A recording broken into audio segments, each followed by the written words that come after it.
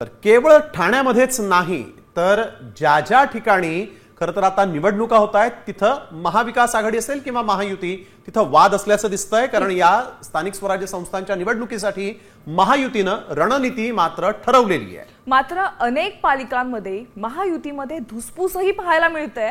त्यामुळे रणनीती नेमकी कशी त्यांनी आखलेली आहे आणि कोणत्या पालिका खरं तर महायुती एकत्र लढेल आणि कोणत्या पालिकेमध्ये महायुतीतले घटक पक्ष स्वतंत्र लढतील पाहूयात इत्तंभूत या स्पेशल रिपोर्ट मध्ये। महायुतीत धुसफूस सुरूच,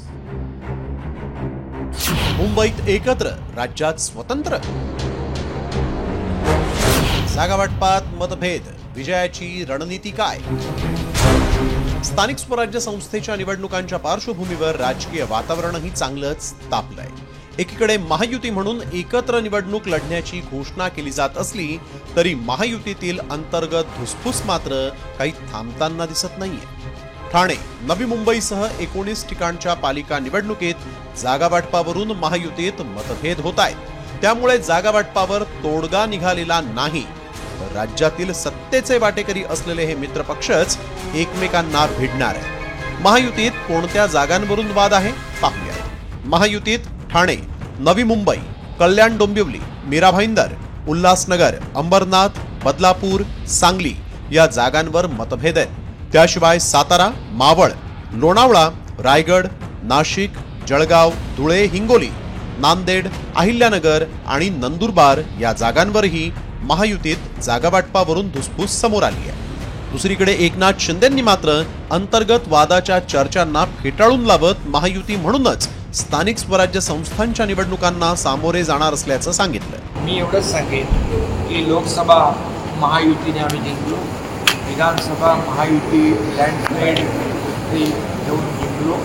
आता स्थानिक स्वराज्य संस्था देखील मध्ये महायुतीचाच भगवा डवलाने पडतील।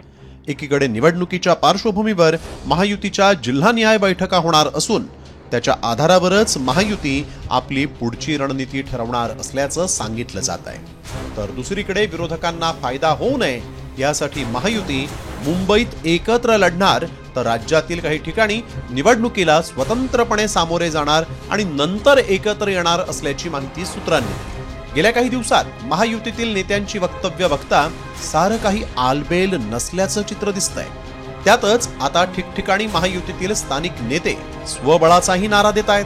त्यामुळे ही धुसफूस अशीच वाढत गेल्यास महायुतीतील गटबाजी चव्हाट्यावर येईल आणि विरोधकांच्या हाती आयतं कोलीत मिळेल। अशा वेळी महायुतीतील मित्रपक्ष मैत्रीपूर्ण लढतीचा मार्ग स्वीकारून सत्तेची गोळाबेरीज कशी करतात हे पाहणं महत्त्वाचं आहे।